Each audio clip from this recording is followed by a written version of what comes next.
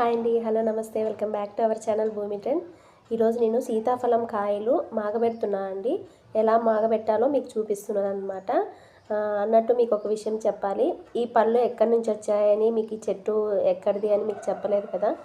ఈ పళ్ళు వచ్చేసి అమ్మ వాళ్ళ ఇంట్లో చెట్లు ఉన్నాయి, ఆ చెట్ల కాసాయన్నమాట. నేను ప్రీవియస్ వీడియోస్లో కూడా మీకు షేర్ చేశాను అమ్మ వాళ్ళ ఇంట్లో ఏమేమి చెట్లు పెంచుతున్నారు, ఎన్ని ఉన్నాయి అనేది.